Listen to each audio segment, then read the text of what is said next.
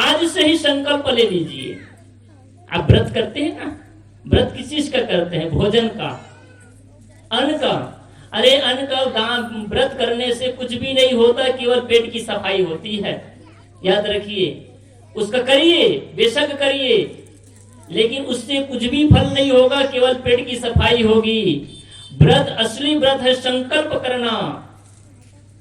आप संकल्प लीजिए। जिस दिन व्रत रहती है ना, ज्यादातर माताएं ही व्रत रहती हैं, ये भाई तो कभी कभी कभार रहते हैं, कभी कभी।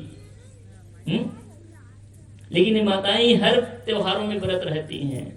इसलिए मैं आपसे निवेदन करता हूं, क्यों? क्योंकि अगर माताएं संभल जाएं, माता सुधर जाएं, माताएं अगर सुंदर जीवन जीने लग जाएं, क्योंकि जन्म माताएं देती हैं, निश्चित ही उसमें पुरुष का हाथ होता है। लेकिन अगर पुरुष ही प्रधान होता तो राजा दशरथ का एक राम नहीं 4 राम पैदा हो गए होते, है ना? राजा दशरथ का ही बेटा राम है ना। तो विशेषता राजा दशरथ की नहीं थी, 3 रानी थी, लेकिन राम कौशल्य से जन्म लिया। किससे? विशेषता किसकी है? दशरथ की, कौशल्य की। अगर विशेषता दशरथ का ही होता तो कैकेयी से गर्भ से भी राम पैदा होते, सुमित्रा के गर्भ से भी राम पैदा होते, सही कि नहीं? लेकिन किसके गर्भ से राम पैदा हुए? इसलिए छत्तीसगढ़ वासी सबसे बड़े धन्य के पात्र हैं। इस छत्तीसगढ़ की धरती को नमन है, जिसने कौशल्या जैसे मां को, बेटी को जन्म दिए हैं, जिसके गर्भ से भगवान को भी जन्म लेना पड़ा है। ऐसी मां, ऐसी बेटी का जन्म इस धरती, छत्तीसगढ़ की धरती में हुआ है। इसलिए इस छत्तीसगढ़ की धरती को सत सत नमन है, गर्वान्वित है, क्योंकि इसने ऐसे ऐसे बेटियों को जन्म दिए हैं जिसके लिए भगवान को भी अवतार लेकर के आना पड़ा है। लेकिन दुर्भाग्य है कि आज अगर आपके गर्भ से रावण पैदा हो रहे हैं तो भी इसका कारण आप ही हैं। आप क्या चाहते हैं? आपके गर्भ से पुनः राम का अगर जन्म हो तो पुनः आपको कौशल्य ही बनना पड़ेगा। केवल एक ही माध्यम है। इसलिए मैं कह रहा था, पुरुषों की प्रधानता नहीं है, माताओं की प्रधानता है। इसलिए अगर आप सुंदर जीवन जीते हैं, अगर आप अपने कोख को सजा लेते हैं, अपने जीवन को सजा लेते हैं, तो आपके द्वारा परमात्मा को पुनः इस धरती में आना ही पड़ेगा। इसलिए व्रत करती हैं तो क्या करते हैं? केवल अन्न का त्याग न करें, झूठ बोलने का भी त्याग करें, लड़ाई करने का भी त्याग करिए। संकल्प लीजिए कि आज मुझे कुछ भी हो जाए, सासू मां से नहीं लड़ूंगी, बहू से नहीं लड़ूंगी, किसी से मैं दुर्व्यवहार नहीं करूंगी। ऐसा कहां होता है? हम केवल भोजन का त्याग करते हैं। अपने बुरे विचार का तो त्याग करके देखिए, अपने बुरे कर्मों का तो त्याग करके देखिए, जीवन धन्य हो जाएगा, जीवन सुंदर बन जाएगा। जिसके लिए हम पाप पर पाप करते हैं, जिन औलाद के लिए, जिस संतान के लिए, याद रखिए कि वो संतान काम आने वाला नहीं है। इसी बलौदा बाजार की घटना में कई बार सुनाता हूं, कुछ महीनों पहले की घटना है। ये कोई कहानी नहीं, घटना है। मैंने अखबार के माध्यम से पढ़ा। एक मां थी, उसका पति आधी जवानी में छोड़ करके मर जाता है। उसकी 3 संतान यानी 3 बच्चे थे, 2 बेटी और 1 बेटा। दोनों को उसने बर्तन मांझ करके, लोगों के घर में सेवा करके अपने बच्चों को बड़ी की और पढ़ाई लिखाई। ध्यान से सुनिएगा, जब वो माँ अपने बच्चों को पढ़ा लिखा करके योग्य बना ली, उसकी शादी कर दी, तो वो पढ़ लिख करके विदेश चले गए। और विदेश चले गए तो उसने अपनी माँ को भी पीछे से पूछा। किसी प्रकार से वो जीवन जीती रही, लेकिन वो कुछ न करने की स्थिति में आ गई। वो चल भी न पाती थी, तो बिलासपुर के रेलवे स्टेशन में यूं ही टहलती थी, भिखारिन की तरह वो भीख मांगा करती थी, पड़ी रहती थी। एक आदमी पंजाबी था, उसने आया, देखा कि ये बेचारी भूखी है, कई दिन से भोजन भी नहीं की है। उसको अपने घर ले गए, कुछ दिन रखते हैं, सेवा करते हैं, और सेवा करने के बाद उसे एक वृद्धा आश्रम में ले जाते हैं। वो माँ उस वृद्धा आश्रम में 6-7 साल रहती है और 7 साल के बाद उसका शरीर शांत होता है। वृद्धा आश्रम की जो संचालक था, पता लगा करके उनके बेटियों के पास और बेटे के पास फोन किए, सबने उठाया और बताया कि देखिए तुम्हारी माँ का शरीर शांत हो गया है, निधन हो गया है, कृपया आप लोग जल्दी आ जाएं। एक बार सूचना मिली, उसके बाद फोन बंद, फोन गया ही नहीं। लगाते लगाते थक गए, वहां से कोई जवाब नहीं आया। 2-3 दिन के बाद में उसी जो वृद्धा आश्रम के सभी सदस्य मिलकर के उसका अंतिम संस्कार किए। देखिए, जिस माँ ने पति न होते हुए भी कड़ी मेहनत और परिश्रम करके, पाप नहीं किया, परिश्रम किया, अपने खून पसीने को लगा दिए और खूब मेहनत करके जिस बेटी और बेटा को पढ़ाए लिखाए, एक गरीबीन, वो माँ के अंतिम संस्कार के लिए बेटा आ भी न पाया, उसकी बेटी आ भी न पाए। ये सोचते होंगे जी गरीब परिवार थे इसलिए उसका कोई देख रेख नहीं है, ऐसी बात नहीं है। एक दूसरा ताजा उदाहरण अभी का मैं आपको देता हूं। आप सहारा कंपनी का मालिक जानते हैं ना? सहारा इंडिया कंपनी का मालिक सुब्रत राय, कितने लोग जानते हैं? बहुत का पैसा फंसा भी होगा है ना?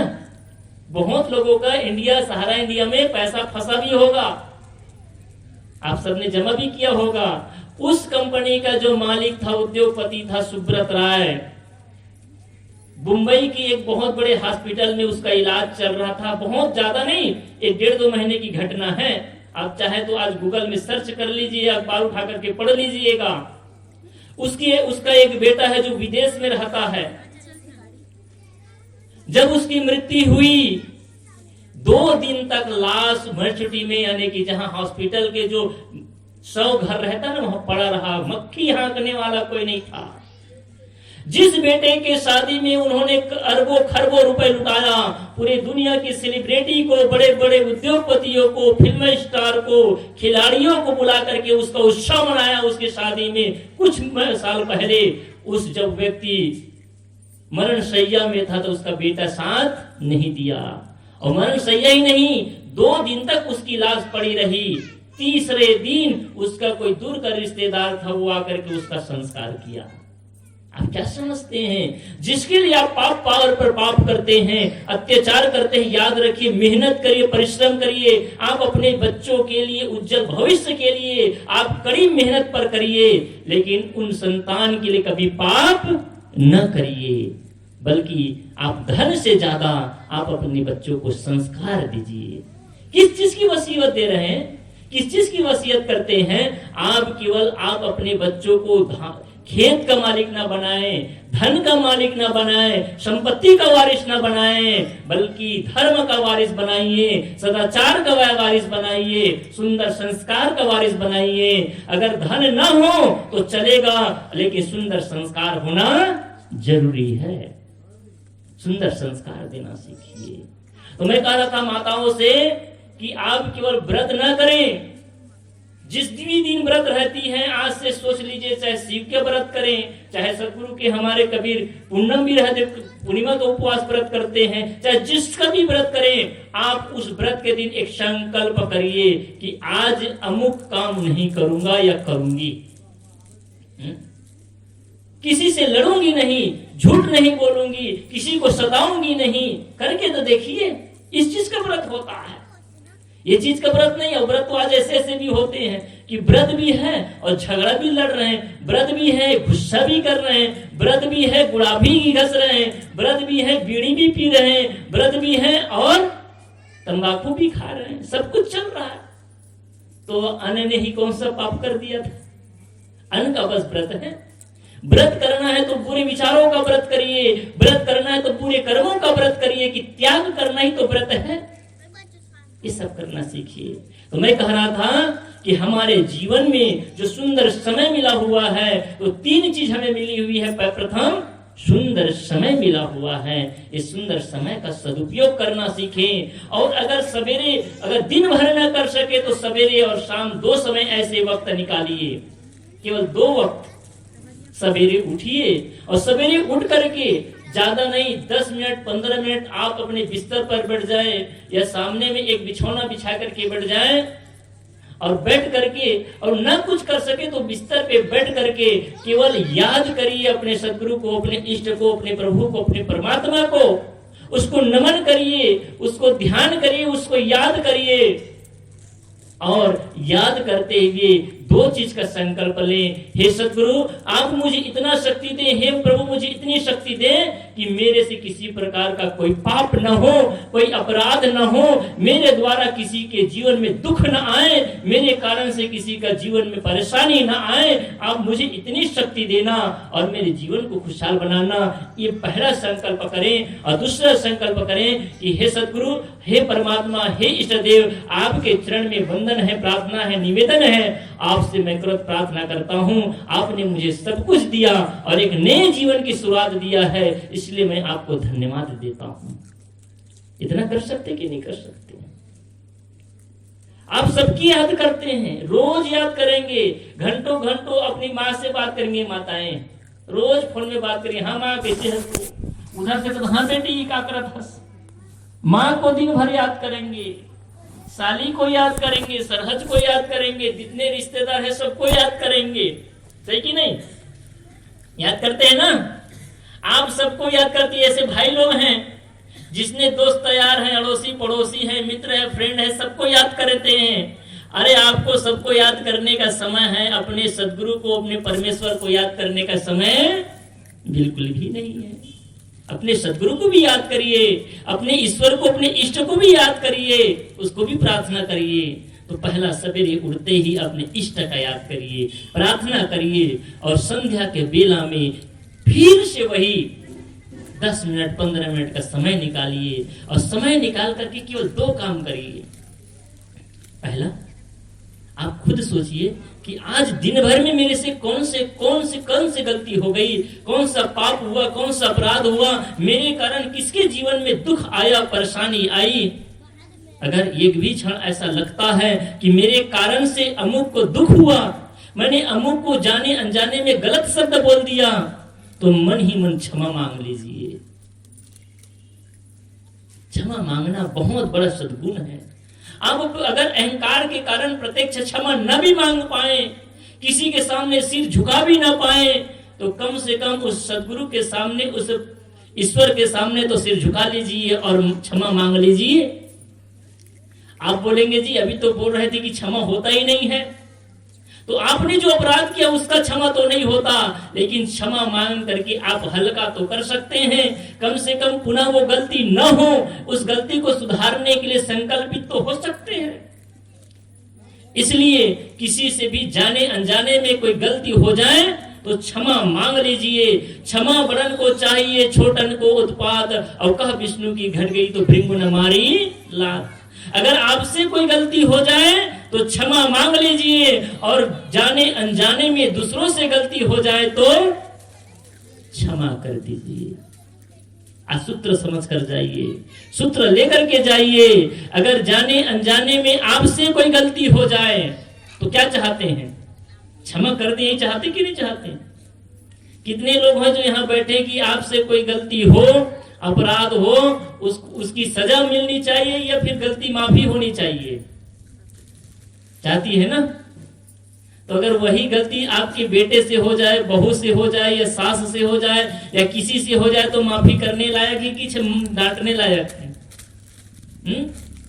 माताओं को समझना चाहिए, अगर उसके घर में बहू है और बहू से कोई गलती हो गई, अगर काश यही गलती बेटी करती तो आपके मन में कौन सा भाव उत्पन्न होता? क्षमा करने वाला कि दंड देने वाला? अगर लगता है कि ये इस गलती का बेटी करी होती तो उसको क्षमा कर देना चाहिए था, तो मैं मानता हूं कि बहू को भी क्षमा कर देना चाहिए। सही कि नहीं? ऐसे ही बहू को समझना चाहिए कि अगर तुम्हारी सासू माँ ने तुम्हें कुछ भला बुरा कह दिया, कुछ डांट दिया, तो आप ये विचार करिए, अगर यही बात अगर मेरी माँ कही होती तो मुझे कैसे लगता? अगर यही बात, यही डांट मेरी माँ ने की होती तो आपका मन क्या परेशान होता, क्या खीन होता, क्या दुखी होता? नहीं होता ना। तो क्या माँ के प्रति आप बैर करती? नहीं करती ना। तो सास के प्रति क्यों करती है? कारण इतना सा है कि पति की मां को आपने मां नहीं समझा, उसको सासू समझा हुआ है, सास समझे हैं। इसी प्रकार से अपनी बहू को बेटी नहीं समझे हैं, बस बोलते बेटी हैं। आजकल कुछ अच्छा हुआ है, विकास तो हुआ है। आजकल कम से कम बेटी और मां कहने का प्रचलन चल पड़ा है, लेकिन केवल मुख से कहिए मत, दिल से स्वीकार करना सीखिए। अगर दिल से इस बात को स्वीकार कर लेते हैं कि मेरे जो पति का जो माँ है वो मेरे लिए सासू माँ नहीं बल्कि मेरी सगी माँ है, क्योंकि उसके चरणों में ही जीवन जीना है, और सेम ऐसे ही जो मेरी बहू है वो बहू नहीं है बल्कि वास्तव में वो मेरी बेटी है, अगर ऐसा विचार आ जाए, इसी को स्वर्ग कहते हैं। तो पहला समय, दूसरा है शक्ति। शक्ति दो प्रकार की होती है, एक प्रकृति की शक्ति और एक जीवात्मा की शक्ति। प्रकृति की शक्ति से ही सब कुछ संचालित होता है। पानी गिरता है, सूरज की गर्मी बनती है, और जितनी भी शक्तियां देख रहे हैं ना, भूचाल आते हैं, भूकंप आते हैं, ये धरती, आसमान, चांद, नक्षत्र, तारे चलते हैं, ये किसकी शक्ति से चलता है? प्रकृति की शक्ति। इसी को लोग ईश्वर की शक्ति बोलते हैं, ईश्वरी शक्ति। अगर ईश्वरी शक्ति होता तो पानी उस जगह गिराता जहां खेत होता। आपके सड़क में पानी क्योंकि जानबूझकर क्यों गिराता जी? बेमौसम पानी क्यों गिराता? अभी पानी की जरूरत नहीं तो फिर भी पानी गिरा देता है। पानी तो तभी गिराता जब आप पूजा करते, भगवान अब आप गिराइए तो गिराते।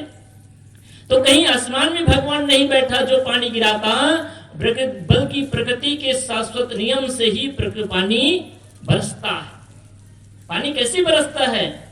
तो प्रकृति के शाश्वत नियम से पानी बरसता है। कितने लोग मानते हैं यहाँ पर कि प्रकृति की व्यवस्था से पानी गिरता है? कितने लोग मानते हैं? और इंद्र भगवान पानी गिराता है, कितने लोग मानते हैं?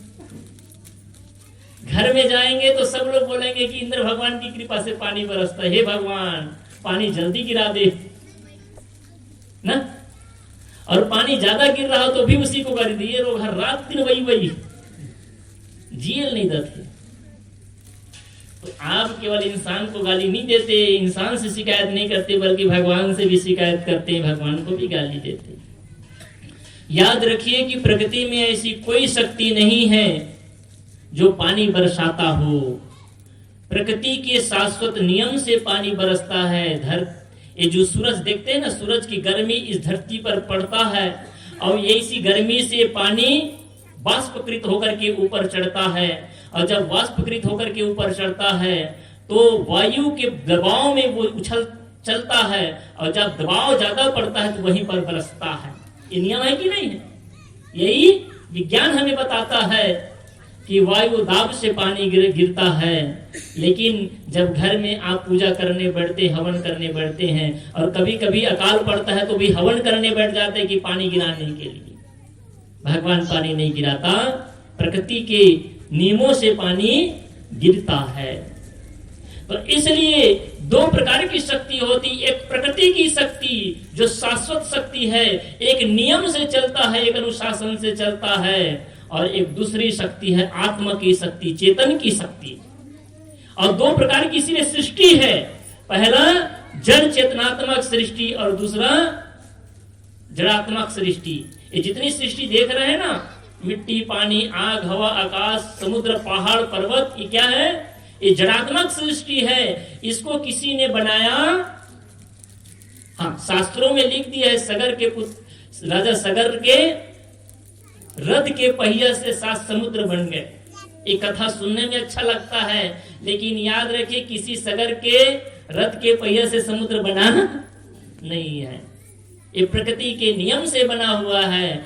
पहाड़ प्रकृति के नियम से बने हुए हैं। चांद, सूर्य, तारे, नक्षत्र, ये धरती, आसमान सब प्रकृति के नियम से बने हुए। इसको कोई बनाने वाला, ये जड़ात्मक सृष्टि, जड़ के संयोग से बनने वाली सृष्टि है। और दूसरी सृष्टि क्या है? जड़ चेतनात्मक सृष्टि, जड़ और चेतन के संयोग से बना हुई सृष्टि। क्या? ये माइक को किसने बनाया? भगवान ने कि इंसान ने? इंसान ने ना। ये जो कपड़ा पहने उसको इंसान ने, और ये माइक टेंट लगा है उसको, और भोजन बनेगा उसको इंसान ने ना। तो इस सृष्टि को, जिस सृष्टि को इंसान बनाता है, वायुयान हो, जलयान हो, जितने प्रकार के मोटरसाइकिल, मोबाइल किसने बनाया? इंसान ने कि भगवान ने? इंसान ने। तो दो प्रकार की सृष्टि है। पहली सृष्टि प्रकृति बनाती है और दूसरी सृष्टि जो मनुष्य बनाते हैं। और मैंने कहा कि सदैव अगर हम महत्व देंगे, अगर कीमत सबसे ज्यादा होगी, तो इंसान का बनाया हुआ श्रेष्ठ होगा कि भगवान का बनाया हुआ श्रेष्ठ होगा? यानी प्रकृति का बनाया हुआ श्रेष्ठ होगा। तो आपका बनाया हुआ मंदिर पूजनीय है कि भगवान का बनाया हुआ मंदिर पूजनीय है? बताइए पीछे वाले लोग, भगवान का बनाया हुआ, प्रकृति का बनाया हुआ मंदिर श्रेष्ठ है कि आपका बनाया हुआ मंदिर श्रेष्ठ है? प्रकृति या भगवान जो कहे वो श्रेष्ठ है ना। तो किस मंदिर की उपासना पूजा होनी चाहिए? हाँ? और किस भगवान में पूजा करने जाते हैं सवेरे सवेरे? हाँ? इंसान के बनाए हुए। ये जितने बैठे हुए प्राणी हैं, ये भगवान यानी प्रकृति का बनाया हुआ मंदिर है। चाहे गाय के रूप में हो, चाहे गधा के रूप में हो, चाहे घोड़ा के रूप में हो, चाहे इंसान के रूप में हो, ये जितने बैठे हुए मंदिर हैं, इस मंदिर को, इस मंदिर में खुद भगवान ने बनाया, प्रकृति ने बनाया, विधाता ने बनाया और बन करके खुद इस पे बैठे भी हुए हैं। भगवान अपने लिए खुद घर बनाया और उस घर में खुद बैठा हुआ है। इसलिए ये जो मंदिर है, और मैं मंदिर नहीं कहता, गोस्वामी जी ने भी कहा है, साधन धाम मोक्ष के द्वारा और पाए न जे पर लोक सवारा। ये जो मानव जीवन है, यही साधनों का धाम है, मुक्ति का दरवाजा है। यही तो है मुक्ति का दरवाजा। इसलिए ये जो शक्ति मिली हुई है, कौन सी शक्ति? पढ़ने की शक्ति, देखने की शक्ति, सुनने की शक्ति, जानने की शक्ति। जानवरों को बहुत प्रकार की शक्ति मिली हुई है, लेकिन समझने की शक्ति या मन की शक्ति उसके पास, इसीलिए मनुष्य श्रेष्ठ है। आप श्रेष्ठ क्यों हैं? श्रेष्ठ इसलिए हैं क्योंकि आपके पास में सोचने समझने की शक्ति मिली हुई है, चेतना की शक्ति आपके पास में है, इसलिए आप सबसे श्रेष्ठ हैं। इसलिए उस शक्ति को पहचानना है और उस शक्ति को पहचान करके अपने जीवन को सुंदर बनाना है। इसलिए आदमी के पास सबसे दो कीमती चीज है। पहला क्या है? हंसने का। हंसने का सौभाग्य किसको मिला हुआ है? हाँ? इंसान को। किसी जानवर को हंसते हुए देखे हैं? वो अपने ढंग का मुस्कुराता होगा जी, लेकिन हमको तो पता ही नहीं ना, सही कि नहीं? इंसान को हंसने की शक्ति मिली हुई है। ये हमारे लिए सबसे बड़ा पुरस्कार है। ये हमारे लिए सबसे बड़ा सौभाग्य की बात है कि इस प्रकृति ने, इस परमात्मा ने, इस ब्रह्मांड ने केवल इंसान को ही हंसने की शक्ति दी है। लेकिन दुर्भाग्य है कि आज का आदमी हंसना नहीं जानता है, हंसना भूल गया है। आप कितना हंसते हैं? हंसना भूल गए ना। तो पहली शक्ति हंसने की और दूसरी शक्ति बोलने की। किसकी? बोलने की। किसी जानवर के पास ये शक्ति नहीं है। उसके पास दो चार शब्द होते हैं, वो केवल इशारों में ही अपना काम चलाते हैं, भावनात्मक रूप से काम चलाते हैं। लेकिन आप अपने दिल मन की बात को, अपनी भावनाओं को शब्दों के माध्यम से दूसरों तक बताने का जो यंत्र मिला हुआ है, जो साधन मिले हुए हैं, केवल इंसान को। लेकिन इसमें भी दुर्भाग्य है कि आदमी को जो सौभाग्य से प्राप्त है, बोलने की शक्ति मिली हुई है, लेकिन आज आदमी को बोलने की कला, गुरु कबीर साहब ने कहा है, मधुर वचन है औषधि, कटुक वचन है तीर, और श्रवण द्वार होय संचरे सालय सकल। बोलने की कला तो मिली है, बोलने की शक्ति तो मिली हुई है। याद रखिए, अगर ये मानव जीवन बीत गया, जो सौभाग्य से प्राप्त होता है, और शुकर कुकर खानी में चले गए, तो ये बोलने का सौभाग्य पुनः आपको मिलेगा। इसलिए सबसे सुंदर बोल लीजिए, मीठा बोल लीजिए, प्रेम से बोल लीजिए। और प्रेम में, बोल में ये शक्ति है। गुरु कबीर साहब ने कहा, शब्द मारा गिर पड़ा, शब्द छोड़ा राज, और जिन जिन शब्द विवेक किया तिनका सरगाव काज। शब्दों की बड़ी मार चोट होती है, और शब्दों की मार से बड़े बड़े आप जानते हैं ना, एक तुलसीदास जी हुए हैं, और तुलसीदास की पत्नी कौन थी? अब सबको पता है ना? तुलसीदास की पत्नी थी रत्नावली, और रत्नावली ने बस इतना ही कहा कि हे पतिदेव, जितना प्रेम मेरे चाम से करते हैं, अगर इतना ही प्रेम अगर राम से अगर कर लिए होते तो जीवन का कल्याण हो जाता, जीवन का उद्धार हो जाता। अब एक छोटी सी बात से तुलसीदास का जीवन में परिवर्तन आ गया, और वो उसी क्षण से उस संसार को छोड़ करके जिस संसार में रहते थे वो वैरागी बन गए।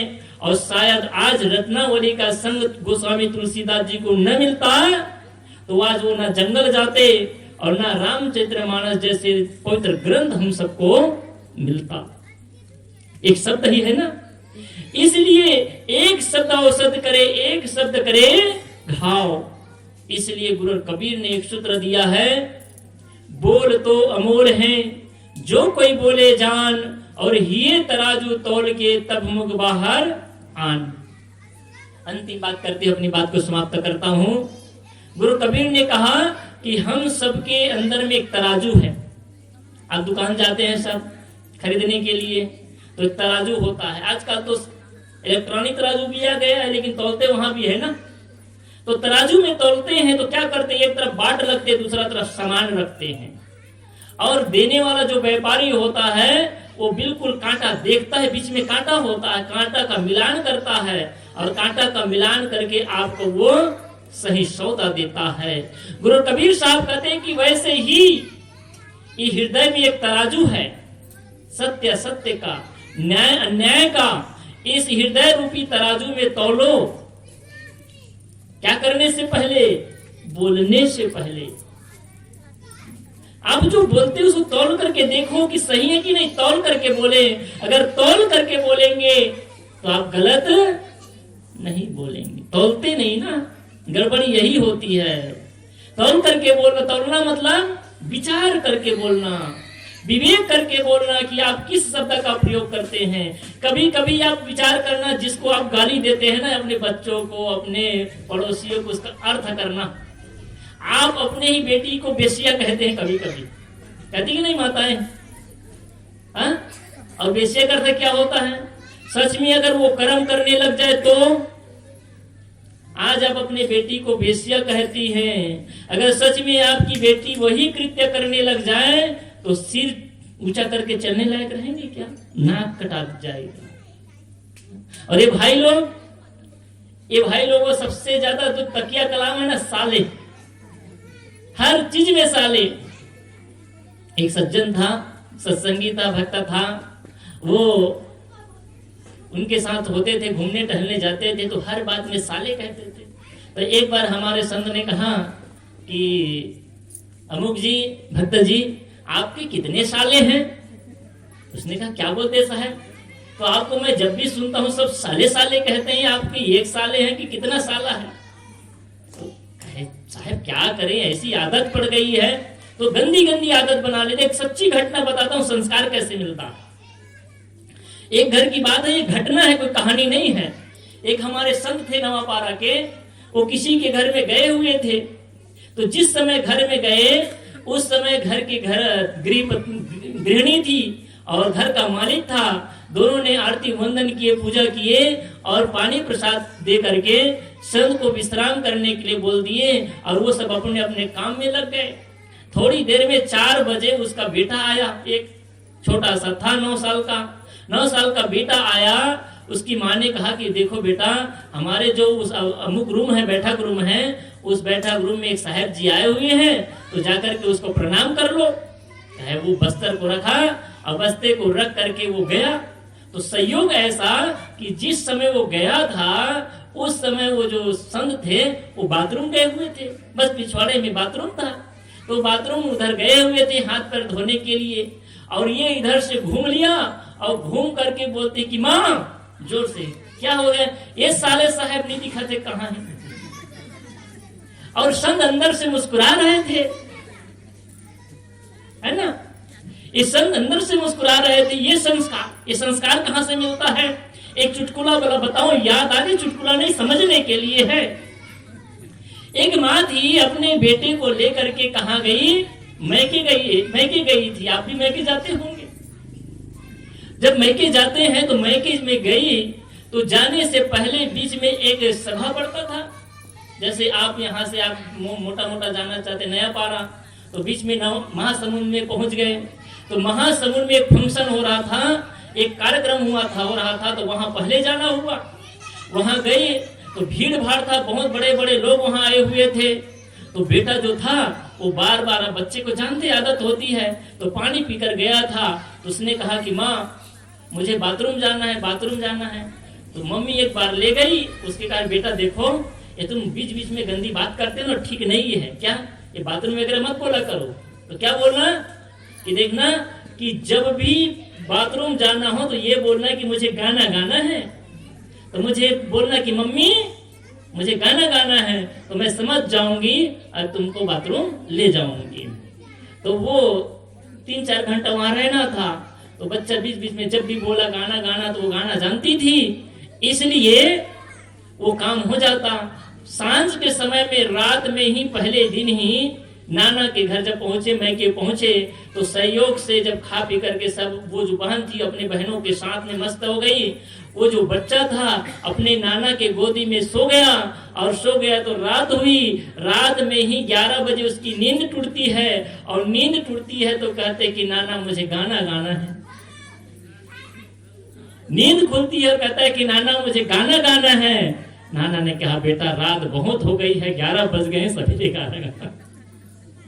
उसने कहा कि सवेरे गाना गाना। वो बच्चा 2 मिनट 3 मिनट तो फिर रुक गया। फिर कहता है कि नाना मुझे जोर से गाना गाना है।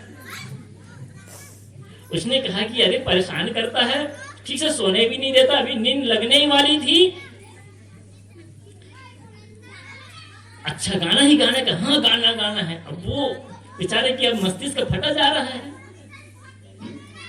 बूढ़ा ने कहा कि ठीक है, रात बहुत हो गई, बगल बगल में सब सोए हुए हैं, जोर से चिल्ला कर मत गाना, धीरे से मेरे कान में गा दो। अब वो 9 साल का बच्चा था, रात के अंधेरे तो था ही, थोड़ी लाइट जल रही थी। उसने बढ़िया गरम गरम गाना कान में गा दिया। उसके नाना ने डांट कर कहा, ये तू क्या करता है? तो यही तो है गाना गाना। अब बताइए गलती किसकी है? क्या बेटा की गलती है? नहीं है ना, बच्चे की गलती है।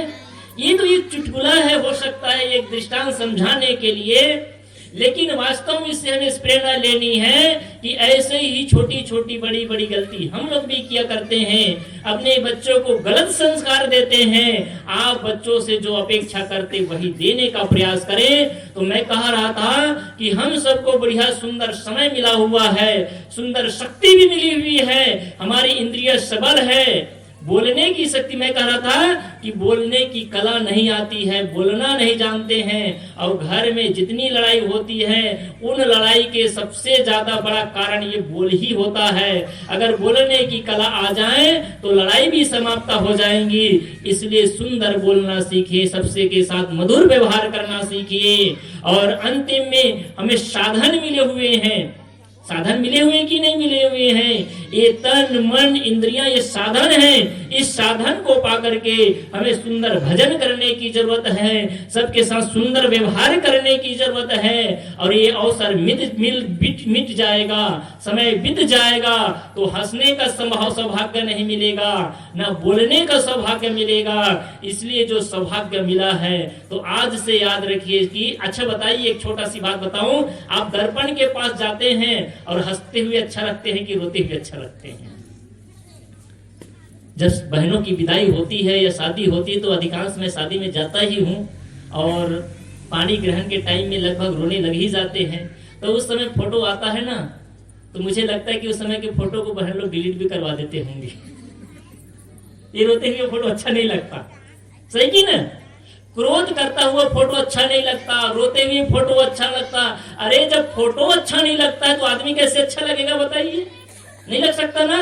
इसलिए हंसते रहिए, आदमी कितनों भी काला कलूठा हो, कितनों भी बेकार दिखने वाला हो, लेकिन हंसता हुआ चेहरा बहुत सुंदर दिखता है। इसलिए हंसने का सौभाग्य आप और हम सबको प्राप्त हुआ है, प्रकृति की ओर से, परमात्मा की ओर से, विधाता की ओर से।